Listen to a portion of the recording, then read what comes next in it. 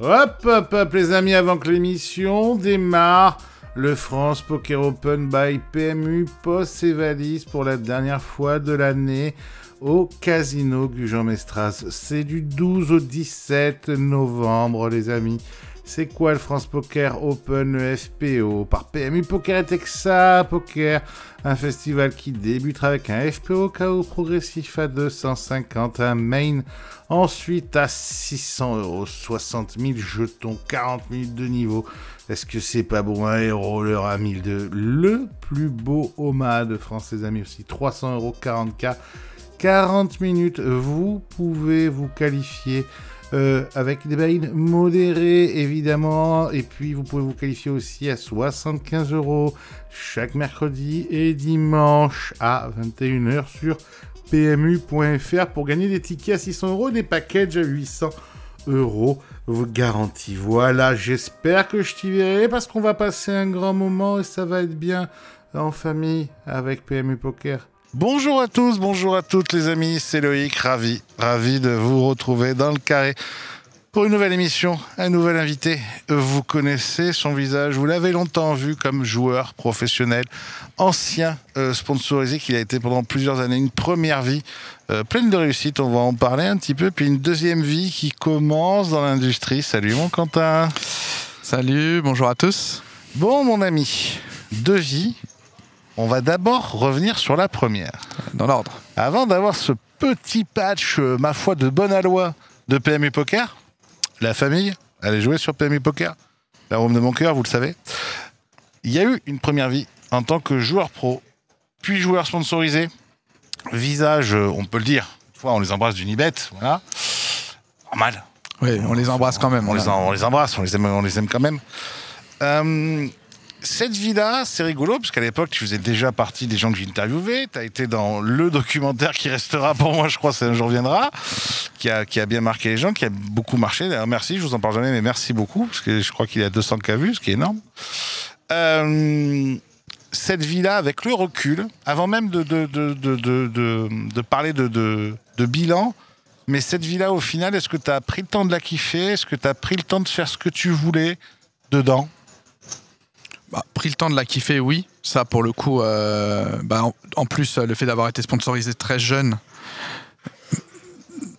quand tu commences le poker et que tu es sponsorisé au bout de 3 ou 4 ans de jeu, hein, même pas d'année pro, hein, bien sûr. Bon, voilà, si tu kiffes pas, je sais pas ce qu'il te faut. Donc non, et puis j'étais à l'époque avec des gens super cool qui sont bien occupés de moi. On avait la chance d'avoir un circuit où j'ai fait aussi des destinations un peu exotiques entre guillemets, mais super cool. J'ai été en Lettonie, j'ai été en Roumanie, enfin tu vois, j'ai fait plein de trucs aussi qu'on fait pas forcément déjà dans sa vie, puis encore moins avec le poker. Donc kiffé complètement. Après, est-ce que j'ai fait entre guillemets la carrière que je m'imaginais faire, ou est-ce que tu vois, je me dis est-ce que j'aurais pu faire mieux? Oui, sur plein d'aspects, oui. Après, je sais que c'est aussi en partie de ma faute si, tu vois, j'ai pas eu peut-être la carrière parfaite, on va dire top. J'ai pas de regrets. Après, tu finis quand même avec pas mal de titres, tu finis avec un beau palmarès, tu finis joueur gagnant, parce que t'as gagné beaucoup d'argent, toi, comparé à d'autres. Non, mais je veux dire, oui, comparé à d'autres où on s'imagine. Je veux dire, t'as pas eu besoin d'avoir 5 millions d'added mob pour gagner beaucoup d'argent. C'est ça que je veux te dire, c'est que toi, t'as su être malin, quoi. Ça, oui, et puis pour le coup, en plus, je voudrais pas que ça fasse passer, tu vois, comme en mode j'ai des regrets, c'était pas si bien que ça et tout. Non, au contraire. Et puis la chance que j'ai eue, effectivement, comme tu l'as dit, c'est de quand même bien gérer tout ça, tu vois, y compris d'ailleurs que ce soit quand ça se passait très bien, quand ça s'est passé un peu moins bien, le bon moment pour arrêter, et puis j'ai gagné tous les tournois de mon sponsor quand même. Donc c'est pas déconnant. Au moins on pourra pas me reprocher d'avoir fait le taf. Le moment où t'arrêtes, il corrèle un peu avec le moment où justement ça va s'arrêter avec ton sponsor? Ça corrèle pas, mais en tout cas l'arrêt du sponsoring a été une première étape vers l'arrêt. Après, je l'ai fait de manière plus progressive. Alors comment justement comment tu as vu cet arrêt? Comment tu as réfléchi? Alors, je l'ai vu venir entre guillemets. C'est-à-dire que même moi, tu vois, et je pense que si tu interviews beaucoup d'ex-sponsorisés, ils te répondront la même chose. Au bout d'un moment, il y a un essoufflement. Quand tu as un sponsoring pendant des années, très longtemps, moi ça a été 6 ans. 6 ans. au bout d'un moment, il y a un essoufflement. Et même toi, en fait, tu sens que dans ta manière d'aborder le sponsoring, tu vois, de faire ce qu'on te demande de faire, etc., il y a un peu. C'est plus comme avant. C'est plus comme avant, mais c'est normal. Et puis, tu peux pas te renouveler. Enfin, tu perds peut-être un peu la niaque. Moi, c'était surtout, je voyageais beaucoup avec Unibet, notamment, on avait le circuit DSO qui était très long. Enfin, pas très long, mais il y avait beaucoup d'étapes. Ouais. Donc, je voyageais quand même beaucoup. Donc, à un moment, tu t'essouffles, tu as envie d'être un peu plus chez toi. Et indirectement, du coup, tu t'es peut-être un peu moins motivé. Mes résultats étaient plus aussi bons que ce qu'ils étaient. Donc, en fait, il y avait plein de petits facteurs qui faisaient que je sentais que ça allait arriver. Plein de petits signaux. Et en fait, d'ailleurs, pour la petite histoire, à l'époque, donc la personne qui s'occupait de mon sponsoring devait me l'annoncer. Et sauf que c'était au DS Okan et je l'ai gagné. Oh. Tu vois, alors il y en a qui te disent c'est un peu le dernier souffle, tu vois, l'énergie du désespoir, mais je savais pas à ce moment-là du tout qu'on allait me l'annoncer. Je me doutais pas que ce serait ce week-end-là, mais qu'à moyen terme, en tout cas, ça allait à court moyen terme. Que t'étais plus très loin que ça. Voilà, mais pas forcément maintenant, mais on me l'a annoncé, la reconduction de mon contrat, elle était dans 3-4 mois, tu vois. La personne, elle voulait me le dire en amont. C'est toujours super bien passé de toute façon avec Unibet. Et en fait, je gagne le DS Okan et finalement, il me l'a annoncé quelques jours après. Il m'a dit, attends, je n'allais pas te le dire quand même pendant le deep run. C'est un peu bizarre. Et puis, ça s'est fait super smooth. Je te dis, il me restait encore au final, on a refait même un petit contrat pour faire une transition tranquille. Ouais. Donc, en fait, j'ai su que ça allait s'arrêter 6 mois avant. Ouais. J'avais encore quelques tournois, j'ai pu, tu vois, commencer tranquillement à réfléchir à la suite. Donc ça a été vraiment très très smooth, comme disent les Anglais. Je trouve pas le mot français, donc on va rester sur ça. Mais voilà, ça s'est fait tranquillement. Donc ça, c'était vraiment cool aussi. Ça n'a pas du tout été brutal, un truc où tu t'attends pas, qui te tombe sur la tête du jour au lendemain. Est-ce que tu as été un bon sponsorisé? Moi, j'ai la réponse. Moi j'ai ma réponse en tant que dans les médias. Je pense que j'ai été bon sur quelques aspects. J'ai pas été parfait, loin de là, mais de toute façon on n'est pas parfait, mais il y avait vraiment beaucoup de choses sur lesquelles je pouvais mieux faire, et je le sais, et je le savais d'ailleurs au moment où je l'étais aussi. Après, il y a aussi, au-delà de l'aspect, parce qu'en fait, si tu prends l'aspect sponsoring purement médiatique, présence marketing, etc., je pense que j'ai pas été un très bon sponsorisé. Ouais. Par contre, il y a un truc où je pense pouvoir le dire, et je suis fier de pouvoir le dire, sur l'aspect laisser un bon souvenir aux gens que tu rencontres, que les gens, tu vois, ils disent, lui, au moins, c'était un mec poli, sympa, avec qui on était content qu'il vienne sur notre tournoi, etc. Ça, je pense que j'ai laissé un bon souvenir. Et du coup, je suis content d'avoir au moins cette partie-là. Je pense que je peux le dire. Ouais. Moi, avec le recul, en tout cas en tant que média, moi je pense que tu as été un bon sponsorisé. Alors effectivement, tu n'étais pas extrêmement bon sur tes réseaux sociaux, mais c'était à une époque où les réseaux sociaux comptaient aussi un peu moins. Oui. C'était le début. Par contre, là où tu étais... alors évidemment, de toute façon, moi, les gens savent que j'invite que les gens que j'aime bien. Donc évidemment, tu es un mec sympa, un mec intéressant, tout ça. Mais tu avais quand même deux trucs, je trouve, plus forts que la moyenne. C'est que tu savais très bien parler. Sinon, je t'aurais pas mis dans mon docu. Et tu n'hésitais pas à t'exprimer. C'est une chose de savoir très bien parler, c'est une seconde chose d'avoir des choses à dire, d'avoir des choses réfléchies à dire et de pas masquer les choses, tu vois.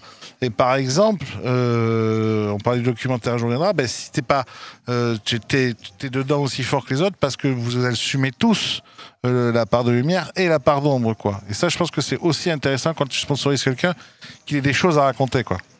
Et c'était presque plus facile à l'époque parce que tu sais, le côté réseaux sociaux qui est bien, attention, c'est pas la question, mais c'est vrai que c'est beaucoup plus dur dans un côté très réseaux sociaux où tu as envie de montrer les belles choses. Tout en exprimant que c'est compliqué, bien sûr. Nous, à notre époque, on avait aussi un peu ce côté où, le poker la variance, le poker ça, et puis comme dans Un jour viendra, d'avoir le temps de parler, parce que c'est bien de dire tu sais t'exprimer, mais il faut avoir le canal pour t'exprimer, le temps de t'exprimer, etc., etc. Donc c'est vrai qu'à l'époque, on avait ce temps-là. Au niveau chiffrage, sans aller dans le... J'ai pas besoin que tu me dises combien il reste à la fin, mais ce que je veux te dire, c'est que est-ce que là aussi, t'es content du bilan parce que ça te permet d'avoir une seconde vie. Est-ce que le fait que tu aies été sponsorisé a aussi considérablement changé la manière dont tu as pu gagner cet argent aussi? Bien sûr, de toute façon, être sponsorisé a changé ma vie. Et encore plus, comme je le disais au début, moi j'ai été sponsorisé en 2013, j'avais 20 ans, j'étais dans ma 21e année. Ouais. Donc t'imagines bien qu'à 20 ans, être sponsorisé, ça a changé ma vie. Je gagne le plus gros tournoi qui reste à ce jour mon plus gros gain quelques mois après. Donc, c'est lequel? Unibet Open. Unibet Open, ok. Donc, où tu prends 100K. C'est beau. 4 mois après le début de mon sponsoring. Donc là, on est sur un changement de vie où déjà tu as le sponsoring, où tu as une sorte de sécurité dans ton métier, y compris même d'expliquer à tes parents, d'expliquer à ton entourage, et puis de te dire au pire des cas, même si je run bad. Oui, mais ça fait 0. Voilà. Ça fait pas moins. Et derrière, je fais ma plus grosse perf ever, et qui restera ma plus grosse perf ever. Je le savais pas à l'époque, mais qui du coup, bah évidemment, c'est énormissime quand 3 mois après ton contrat, le truc, c'est que t'as pas été obligé de vendre des parts, de faire des swaps. Ah non. C'est 100K, c'est 100K. J'ai toujours joué avec 100% de mon action, enfin quelques swaps de temps en temps quand tu vas loin d'un tournoi, mais ça, voilà. C'est l'amitié. Donc il y a eu ça, donc évidemment ça a changé ma vie. Et en fait, ça a toujours été ma philosophie. Moi, j'ai toujours su que le sponsoring et le fait d'être pro n'était jamais une finalité, ne serait jamais une finalité. Ouais. J'ai un respect, mais tu peux même pas imaginer à quel point pour les gens qui sont pros depuis 15-20 ans. Tu vois. Ouais, bah parce que moi, j'ai toujours su que ce serait pas mon cas. Et en fait, donc j'ai toujours planifié ma carrière en me disant qu'il y aurait forcément un après. Et en fait, toute ma carrière a été tournée vers, et bah justement, au moment où ça s'arrête. Faut que je le prépare. Voilà, au moment où ça s'arrête, j'ai préparé mon après, et je sais pas encore au moment présent ce que je vais faire dans l'avenir. Je savais pas que je serais là aujourd'hui dans ma position. J'avais une petite idée à la tête quand même, mais je savais que dans tous les cas, je faisais en sorte d'avoir le temps financièrement pour pouvoir venir réfléchir à ce que j'allais faire, me reconvertir tranquillement. Ça veut dire quoi ça veut dire que tu essayes de pas jouer trop au-delà de ton contrat? Non, alors je jouais au-delà de mon contrat, mais je mettais jamais ma bankroll en danger. Ok, t'investissais? T'essayais d'investir à côté aussi ou... Oui, et en fait, par exemple, moi j'ai toujours eu le projet, je m'étais fait la promesse à moi-même, mais ça avait fait rigoler ma mère qui m'avait pas cru à l'époque. Je lui avais dit, mais t'inquiète, pour le coup, vraiment, j'arrête mes études pour le poker. Mais j'arrête parce que... J'arrête pas parce que j'ai pas de projet. Mais moi, je suis sûr, je referai des études. Ok. Et par exemple... À ce moment-là, t'arrêtes tes études de commerce, école de commerce.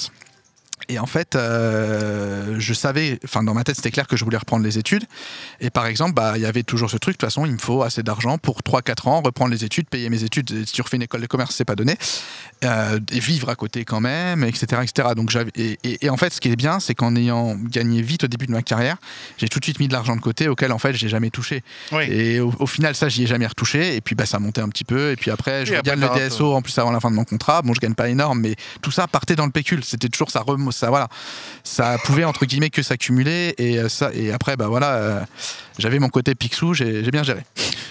Cette génération dans laquelle tu as été, elle est un peu étonnante parce qu'il y a eu plein d'histoires différentes. Il y a évidemment notre Arwan qu'on embrasse, qui lui est toujours là, qui a été aussi très jeune sponsorisé, sponsorisé longtemps, qui moi, il y a un mec que j'adore, qui pareil sait s'exprimer, a ses idées, etc.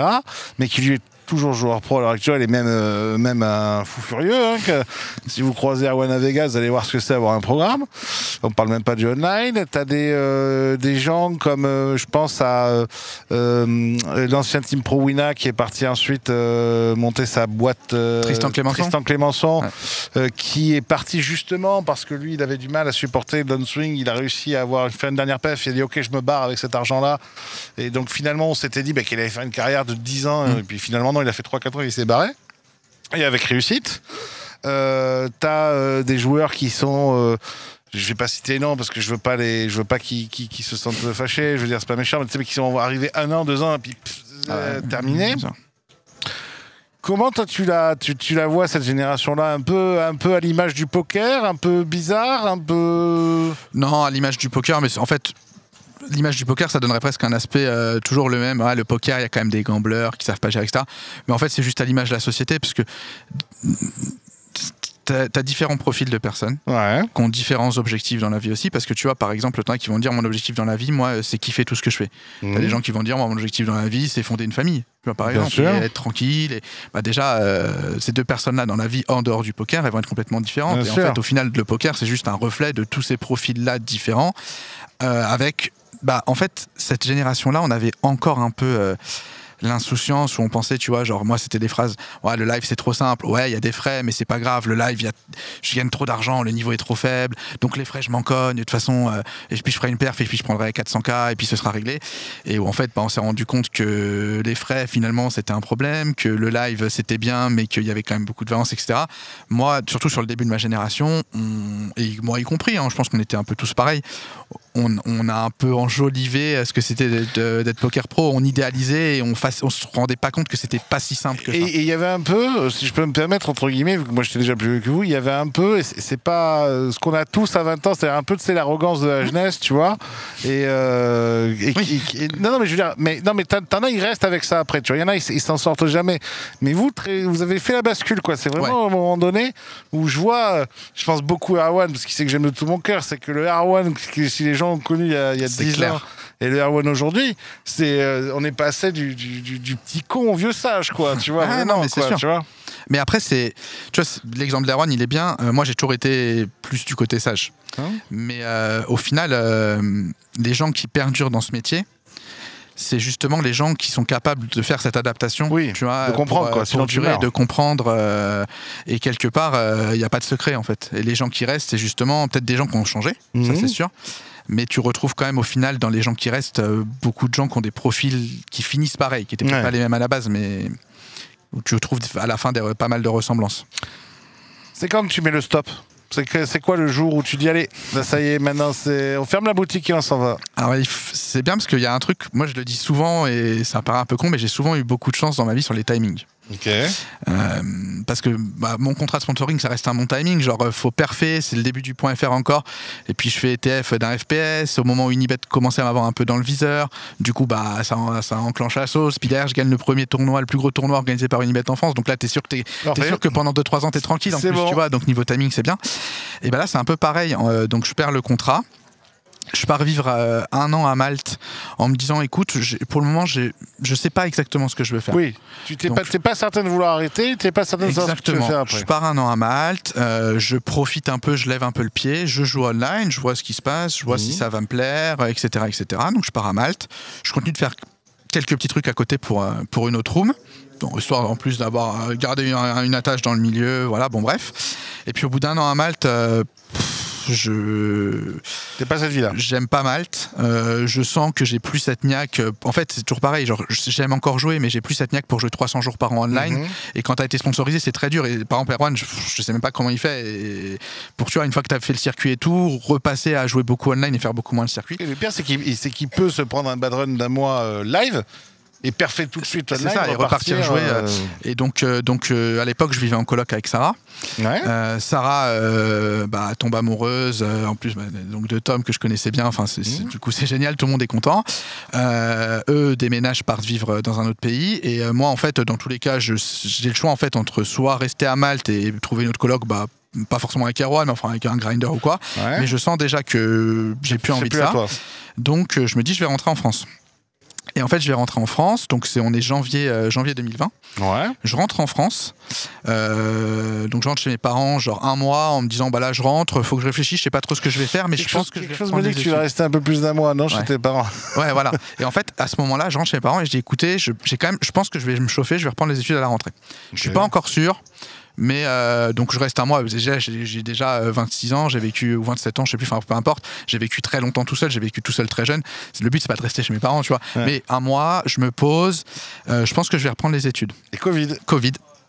Et en fait, ça a tout enclenché parce que je pense que je vais reprendre les études. Très vite, mars-avril, on se rend compte que Covid va durer, ça parle déjà de la rentrée, les concours sont annulés, donc c'est sur dossier. Coup de bol, pas besoin de réviser les concours, je suis pris sur dossier. École de commerce. T'es pris sur dossier? Il y a des concours qui ont été annulés, en fait, parce que Covid. Et ouais, mais tu mets comment pendant... parce que t'es pris sur dossier, mais il doit bien te demander ce que t'as foutu pendant 8 ans. Mais en fait, donc dossier, c'était donc Parcoursup. Les très jeunes qui nous regardent, ils connaissent ça. Parcoursup, c'est là où tu rentres tes vœux, etc. Et les écoles de commerce commençaient à être sur Parcoursup. Donc tu rentres tes vœux, t'as une lettre de motivation, et en fait, comme les concours sont annulés, c'est lettre de motivation plus dossier. Moi, je mens pas. De toute façon, en même temps, un truc... Alors ça, c'est je me la raconte du joueur de poker, mais tu tapes mon nom sur Internet, tu vois, donc ça sert à rien de mentir, quoi. J'ai une lettre de motivation, j'explique mon parcours, j'avais un très bon dossier parce que j'étais un bon élève, donc j'avais des bonnes notes de terminale, enfin tous les trucs qui comptaient, et il n'y a pas de limite d'âge visiblement pour postuler, donc voilà, dossier, je suis pris. Donc je suis pris dans 2-3 écoles et donc je décide que tu voulais. Ouais, que je voulais. Et en fait, je suis pris dans mes 2-3 écoles que je voulais, mes premiers choix. Okay. Sachant que je pouvais pas faire une école de commerce post-prépa, parce que fallait que je refasse 2 ans de prépa, il faut pas déconner. Ouais. On n'a plus l'âge là. Mais du coup, comme en plus maintenant les écoles de commerce post-bac se sont beaucoup développées, bon tant pis, c'est peut-être moins prestigieux, etc. Mais moi je m'en fous parce que de toute façon j'ai un autre bagage à vendre que le diplôme. Ouais. Et donc voilà, je rentre donc en post-bac à l'ESSEC en septembre. Ça, c'est quoi? C'est des écoles publiques payantes? C'est quoi? C'est des écoles de commerce privées, c'est payant, c'est très cher. C'est pour ça aussi que dans le plan de carrière. T'avais mis de côté? Ouais, voilà. Parce que ça, c'est quoi? C'est 15 000 balles l'année? Ouais, en plus, à l'époque, moi, quand j'étais très jeune, c'était 10K l'année. Et là, en fait, je me suis rendu compte en reprenant que c'était 13-14K. Inflation. Donc, j'avais. Mais ça allait, mais j'avais mal estimé la fourchette. Ouais, t'es dans ce sens-là, t'es jamais content. J'aurais pas dû le jouer, ce main event. Et ouais, du coup, je reprends à la rentrée. En plus, coup de bol. Du coup, la première année, comme c'était encore Covid, cours en distanciel quasiment tout le temps, avec juste un petit peu de présentiel vers la fin quand. Ça mais tu fais quoi là? Tu restes chez tes parents ou tu t'es repris un petit truc à toi? Je prends un appart. Du coup, l'ESSEC est à Cergy. Je prends un appart à Cergy. Ok. Parce que à l'époque, au début de l'année, on savait pas. Que ça allait être, voilà. Et puis de toute façon, je voulais pas spécialement. J'avais fait le confinement chez mes parents. Par contre, ça s'était très bien passé d'ailleurs. Mais bon, après voilà, je vais pas rester chez mes parents. Tanguy, c'est bien, mais non, mais en plus, surtout que moi j'étais parti très jeune. Après, ça se passait. Le confinement s'est très bien passé, tu vois. Mais donc Cergy, le premier confinement. Généralement, c'est très bien passé pour tout le monde.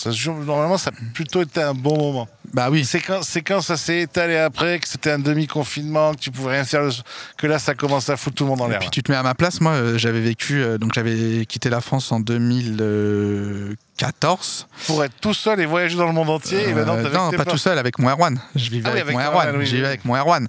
Mais et là, je reviens en France. J'ai pas vécu en France depuis 6-7 ans. Je rentre, Covid, confinement, on fait des bons plats, hop, on descend à la cave, tu vois. Donc en plus, top, quoi. Ah, bien sûr. Super. Donc, tu pars dans cette école de commerce, tu sais déjà que tu veux revenir dans le poker? Ouais. Enfin, tu sais pas parce que c'est un petit milieu, il faut aussi un peu de bol et il faudra des opportunités. Mais tu sais que tu as le carnet d'adresse et la renommée. J'ai le carnet d'adresse et j'ai. T'as le bagage. Et j'ai. Voilà, j'aurai le diplôme si j'y arrive. Parce que enfin bon. On va faire en sorte d'y arriver. Et je sais que j'aurai en tout cas la légitimité. Et puis j'aurai le double côté. Genre, les gars, j'ai vraiment, je vous montre, j'ai repris les études. Voilà. Oui. Je vous demande pas un passe droit, je joue le jeu. Et j'aurai l'aspect expérience du milieu. Parce que là, de toute façon, oui, là, mon CV parle de lui-même. Il n'y a pas besoin d'en rajouter. C'est dur de reprendre les études après autant d'années? Franchement, moi, après, je pense que c'est quelque chose qui est très personnel. Moi, j'ai trouvé ça plutôt cool. Y a un truc qui est super important, c'est que quand tu reprends les études parce que tu l'as choisi, c'est pas du tout la même chose que quand tu enchaînes les études parce que c'est l'enchaînement. Et en fait, déjà, tu sais pas vraiment finalement. C'est ça. Et en fait, j'avais choisi de le faire. T'as tellement, alors encore plus, je pense, déjà une question d'âge, mais avec ce que j'ai vécu dans le poker, t'as tellement plus de maturité sur comment gérer ton temps, comment gérer ton travail. En fait, du coup, parfois tu t'ennuies parce que les cours sont ennuyeux, mais tu sais qu'il faut y passer, et puis c'est ennuyeux, et puis c'est comme ça. Mais tu profites aussi des choses qui sont pas ennuyeuses, et t'es tellement plus organisé, t'as tellement plus de recul sur tout, que j'ai pas trouvé ça honnêtement très dur. Ok. Bon, spoil. Tu vas les réussir ces années. Il se passe quoi? C'est quoi la dernière année? C'est une année comment on appelle ça, en alternance, quelque chose comme ça? Comment ça joue, ça? Ouais, en fait là, alors nous le système était un peu bizarre, mais alors, en fait j'étais pas éligible à l'alternance parce qu'il y avait une limite d'âge pour l'alternance. C'est 25 ans. Raté. Et du coup en fait ceux qui peuvent pas faire alternance, ils font juste un stage de 6 mois et après ils refont 6 mois d'école. D'accord. Ce qui est pas très logique pour moi. Bon, c'est le système de l'école. Bref, donc c'est le système de l'école. Donc toi tu sais que tu vas devoir trouver un stage? Ouais. T'as une idée déjà? Tu sais où tu veux aller? Tu repenses à aller dans la maison mère où t'étais au début ou tu t'affirmes à rien? Non, n'importe quel room. Enfin, en fait, pour moi, je sais que je vais en priorité postuler chez les rooms et pas qu'au poker parce qu'en fait j'ai aussi un petit background de paris sportifs, de connaissance du milieu en tout cas des paris sportifs, donc si on me dit je trouve un stage chez X room mais pas en poker, en paris sportif, il n'y avait aucun souci non plus. Donc j'allais commencer à chercher et en fait au moment où je commence à chercher j'envoie quand même 2-3 messages un peu. Et notamment, c'est ce qui s'est passé. Alors en fait, PMU, il y avait une offre, tu vois, la chance quand même. PMU, il y avait une offre de stage. Il y avait une offre de stage, donc qui était dispo. Elle était postée sur les sites de recrutement. Bon, bref, peu importe. Je postule. En fait, moi, je suis quand même. J'aime bien faire les choses. Je postule par le canal classique, mais j'envoie quand même un message à Brewen qui gère la section poker chez PMU. Et en fait, à ce moment-là, ils avaient déjà trouvé un stagiaire. Sauf que le mec s'est désisté. Ah ouais, t'es bon toi dans les timings, effectivement. Alors, c'est moi qui l'ai fait se désister. Alors, il s'est fait un soir massacré par 3 personnes sous un tunnel. Et on part dans les sombres histoires. Ouais, c'est ça. Et donc non, en fait, le mec se désiste. Ok. Et du coup, bah voilà, après ça se fait très vite. Hein. Et est-ce que tu trouves naturellement ta place? Ouais. Alors, et là, en fait, c'est trouver sa place, ça dépense, je pense, 99,9% des gens qui t'entourent. Ok. Et à l'époque, chez PMU, la personne qui était là à l'époque, qui, entre guillemets, m'encadrait dans mon stage, ça a grave matché. Okay. Genre, ça a super matché. Bon, Brewen, je le connaissais un petit peu, mais au final, je connaissais pas si bien que ça, mais je le connaissais, on va dire, des tournois où on s'était croisés, et puis des Rouen, enfin voilà. Ça se passe très bien aussi tout de suite. Donc en fait, ça a bien matché avec tout le monde, tous les gens de l'équipe poker chez PMU tout de suite. Et ça, en fait, une fois que tu as ça, après ta place. Et Brewen me l'avait dit, il m'avait dit par contre, je te préviens, tu vas devoir faire des tâches. En fait, nous, le stagiaire, on s'attend à ce qu'il fasse des trucs parfois qui sont, entre guillemets, pas fun. Oui, qui sont ingrats, quoi, normal. Qui sont ingrats, mais. Et si on peut faire, on fera des trucs cool à côté, on essaiera de profiter de toi, etc. Mais moi, j'avais aucun problème. En fait, comme quand je reprends les études, en fait, de toute façon, il faut avoir cette humilité-là. Oui, on repart de zéro. Je retourne à l'école, je vais pas dire au prof, les gars, j'ai 28 ans, j'ai gagné un Unibet Open, là, vous êtes bien gentil, mais vous allez mettre +3 sur ma note et puis vous allez arrêter de me casser les bonbons. Non, tu vois.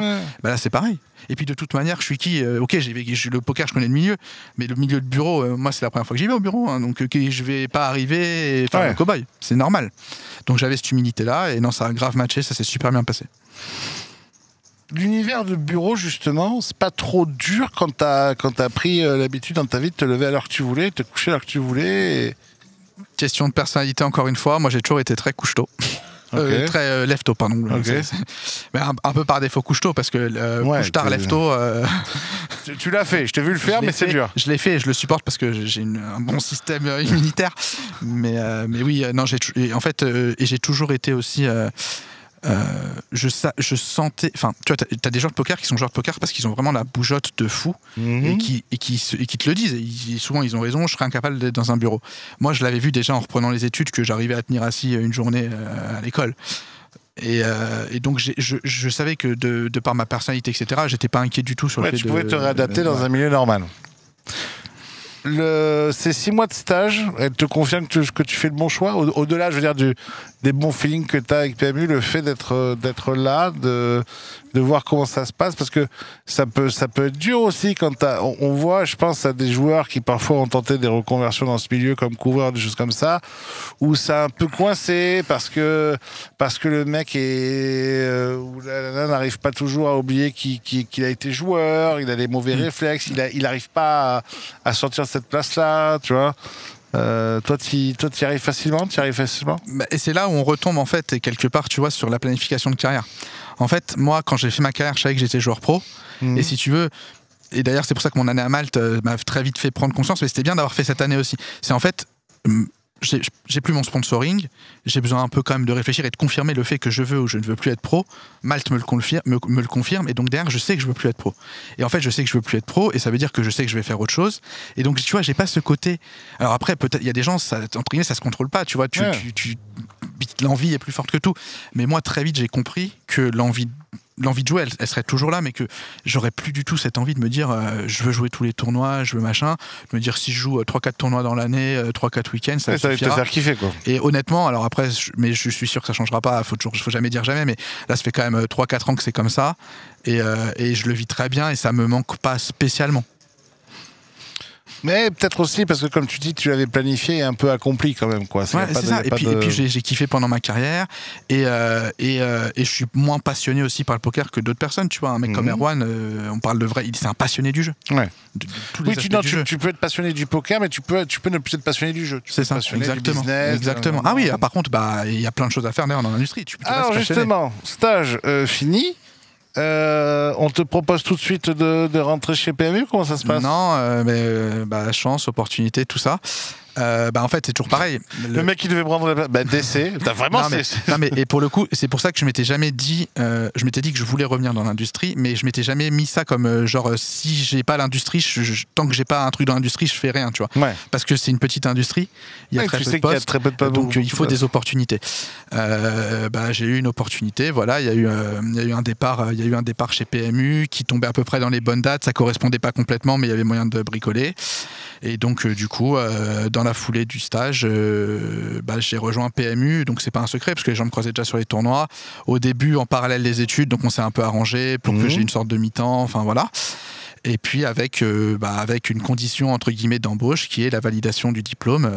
Voilà, en gros, j'avais signé mon contrat et c'était tu valides ton diplôme et c'est bon quoi. Alors là, tu l'as validé quand même. Du coup là, c'est bon, je l'ai validé. Maintenant que tu as cette place dans l'industrie, alors du coup c'est rigolo parce que du coup on arrive alors même par exemple pour toi et moi c'est rigolo parce que du coup on passe d'un moment où toi t'es en tant que joueur, moi je suis dans le côté média, puis après je vais dans l'industrie via mes sociétés, donc du coup toi tu me rejoins dans l'industrie et en même temps on est ici partenaires tu vois ensemble avec Sophie etc, donc du coup c'est très rigolo parce que maintenant on peut parler de deal ensemble parce que forcément quand je deal avec PMU ou quoi que ce soit, donc les positions elles changent. Est-ce que le regard des gens il change? Est-ce que tu as essayé de faire en sorte que les gens pour qui tu avais justement l'affection, de la bienveillance, essayent de ne pas changer de regard sur toi? Il y a forcément des gens que tu aimes moins, tu essayes de te dire bon allez on va essayer de les regarder sous un nouveau jour parce qu'on est dans l'industrie, tu vois, est-ce que tu arrives à faire ce lien? C'est dur hein, des fois, tu vois. Après, alors c'est une qualité ou pas d'ailleurs, mais moi j'ai toujours su m'adapter. Honnêtement, même dans le milieu, tu vois, quand j'étais joueur sponsor, je veux dire, je sais pas si j'ai dû avoir plus une ou deux petites embrouilles avec des gens du milieu, tu vois. J'ai toujours été quelqu'un d'assez consensuel, et puis en fait, ça reste même en changeant effectivement de costume. T'as de toute façon des meilleures relations que ce soit de jeu, de travail, de tout ce que tu veux, quand toi-même t'essayes d'amener c'est pas de la bienveillance, mais en tout cas une bonne entente dans les relations. Bien sûr. Donc ça, il n'y a pas de raison que ça change. Après, quand j'étais joueur sponsor à l'époque, entre guillemets, les gens avec qui que tu n'aimes pas ou les gens avec qui ça se passe pas bien, je les voyais aussi et ça se passait quand même bien. Donc il n'y a pas de raison que ça change non plus. Et puis là, mais toi, tu es bien placé pour en parler parce que c'est un peu la même chose. Oui, après, quand tu es dans l'industrie, qu'il y a des relations de business, et ça veut pas dire que ça t'empêche pas d'être courtois, ça n'a rien à voir, mais évidemment que moi je sais. Ton approche est un peu différente, mais c'est normal. Puis moi c'est surtout que moi je sais, moi je l'assume, moi je ne sais travailler, moi je ne sais pas travailler avec des gens que je n'apprécie pas. Non, je sais pas faire ça. C'est tout à fait. S'il y a des gens qui nous écoutent, qui préfèrent travailler avec des gens qu'ils aiment pas, tant mieux pour vous. Non mais tu vois, il y en a qui vont avoir qui vont voir au-delà, qui vont dire ouais tant pis c'est du business, c'est du truc, et je peux l'entendre, tu vois, de dire.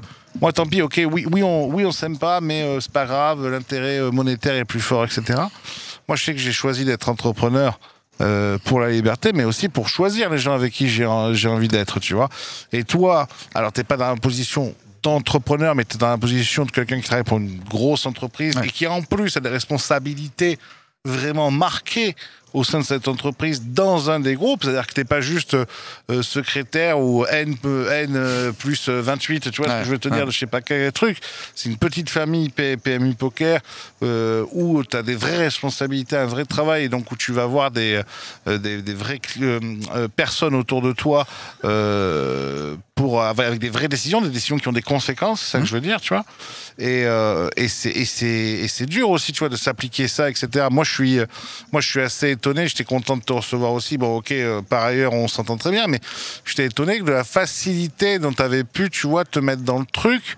Fluide, quoi. C'est parce que, comme je te dis, c'est pas toujours fluide, quoi. Non, mais après, en fait, tu vois, c'est toujours pareil. Quand j'étais sponsor à l'époque, même avec les gens de l'industrie, j'ai toujours été curieux de tu vois, genre qu'est-ce que vous faites, ou par exemple oui, t'étais pas sectaire à dire moi je suis Unibet, les autres vous faire foutre, quoi. Et du coup les gens n'étaient pas sectaires avec moi par réciprocité, et puis même par exemple si j'allais avoir un organisateur tournoi en disant écoute franchement peut-être que ce serait bien si tu pouvais mettre ça en place, mais tu vois toujours en étant dans il y a de la bienveillance, dialogue constructif. Et donc j'avais déjà ce côté-là quand j'étais sponsor.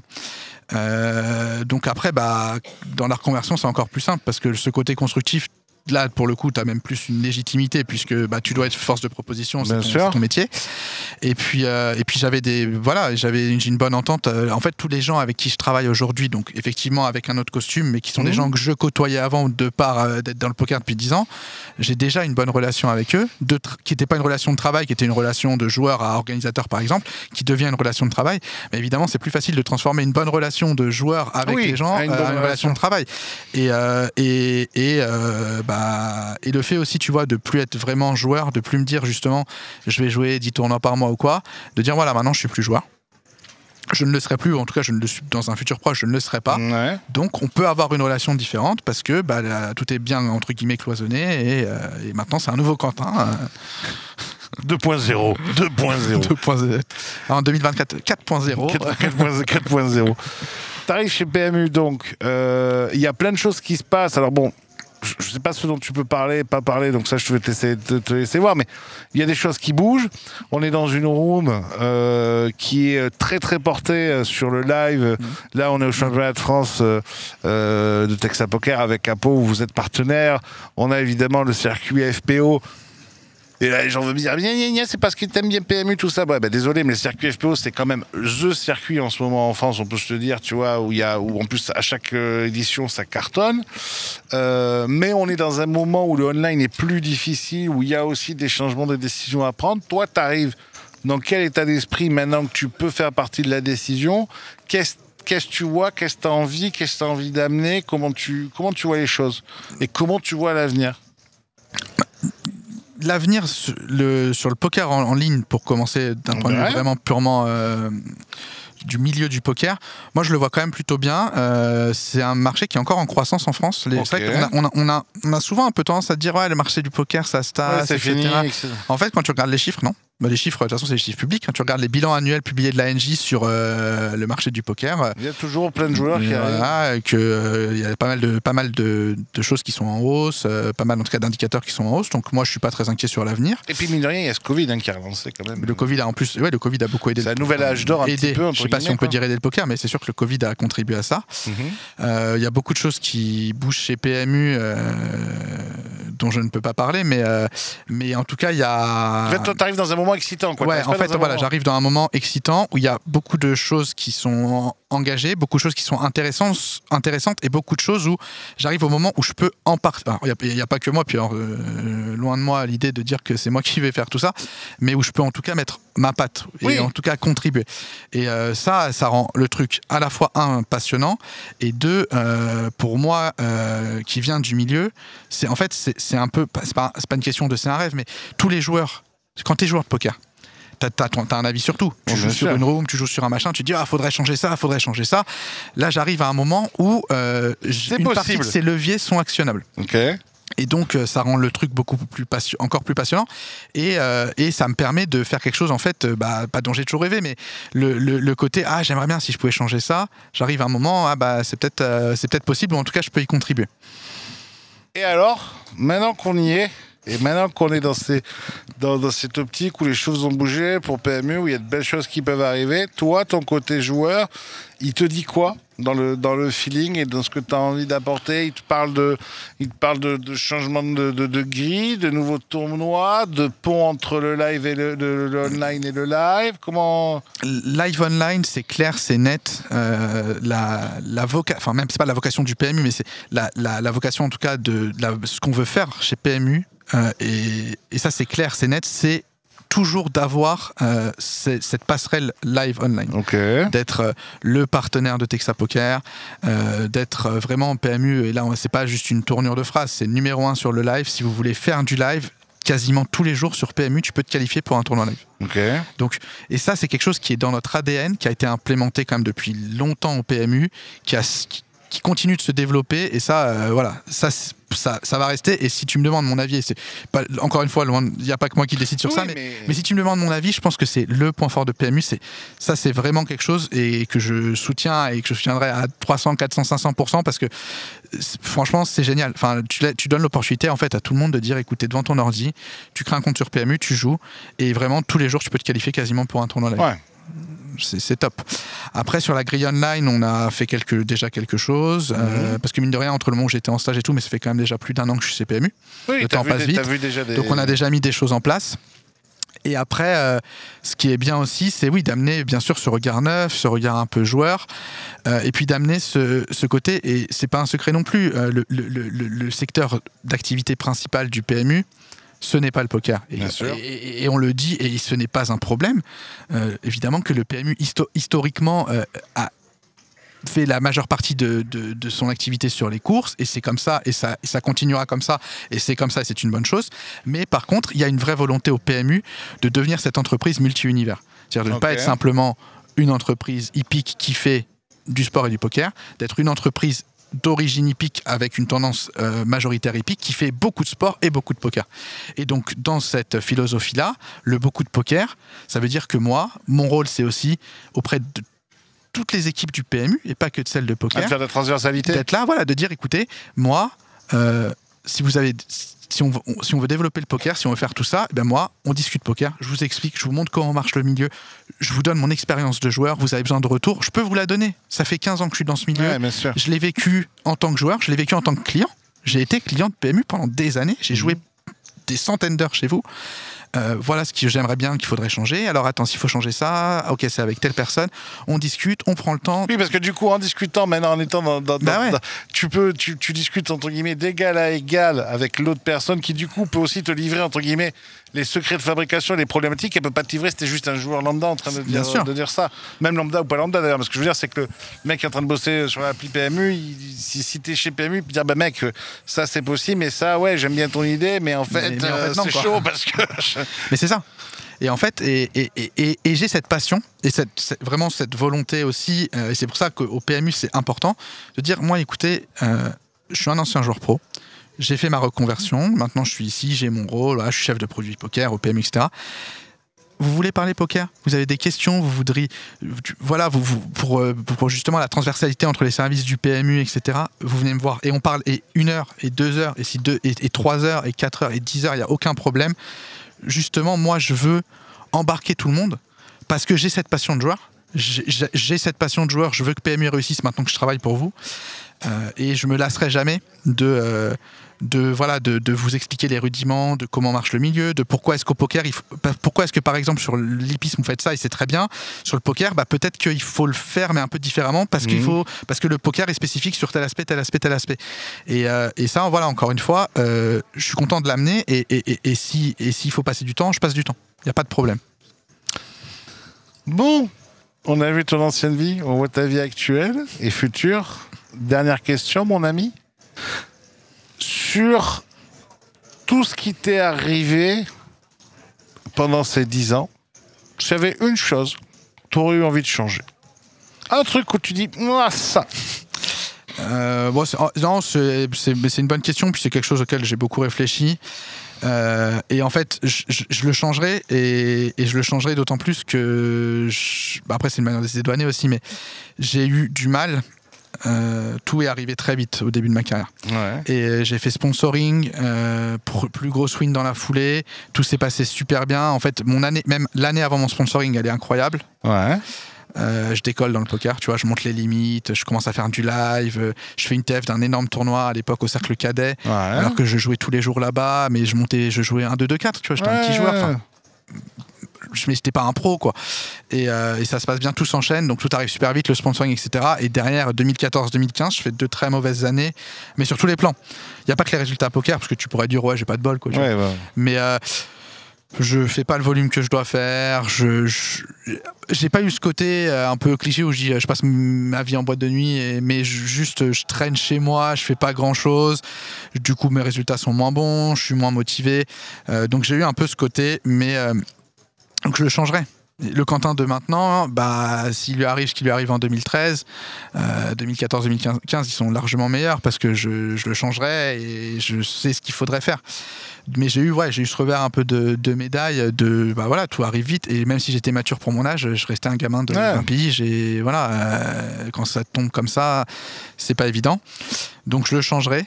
Mais la bonne chose dans ça, c'est que même malgré ces mauvaises années, etc. T'as appris ? Ouais, j'ai appris. Puis j'ai toujours eu ce plan de carrière. Et moi, petite digression, mais souvent on me demande c'est quoi pour toi la qualité la plus importante au poker ? Est-ce qu'il faut mieux être GTO ? Est-ce qu'il vaut mieux travailler, l'instinct ? En fait, à partir du moment où tu mets du bon sens, je dirais presque de l'intelligence, mais bon, ça fait un peu genre non. Si tu mets du bon sens dans ce que tu fais, tu seras bon au poker. Mais c'est la même chose dans la vie en fait. Si tu mets du bon sens dans ce que tu fais, même si tu foires des trucs, tu seras quand même bon dans la vie derrière, tu vois. C'est très intéressant que tu finisses par ça parce que je pense que ça a été une de tes grandes qualités, grande différence, c'est que je pense que tu as été un des tout premiers, alors que tu étais très jeune, à rationaliser la vie d'un joueur de poker. Quand je dis rationaliser, c'est ok les mecs, l'hôtel est beau, ok les mecs, la villa est folle, ok les mecs, le buy-in est incroyable, oui bon ok on a sauté d'un 500, mais non on s'en bat pas les noix. Non, on va pas Spiu, c'est 25 blindes à 3 places des ITM parce qu'on est sponsor, mais au contraire, on va bien les garder parce que les gars, c'est 3000 l'ITM. Et tu as tout de suite rationalisé la vie d'un joueur de poker. Ouais, bien vu, non mais t'as raison. Mais encore une fois, c'était quelque chose qui était presque naturel pour moi aussi. Donc après, c'est un peu la chance, mais ça, c'est une question de personnalité. Mais disons que sur toute cette génération-là qui commence un peu, alors ou qui s'est arrêté, ou qui commence à vieillir, parce qu'il y a toute la nouvelle génération, les Melishawi, les Ivan, tout ça qui sont arrivés. Disons que je suis...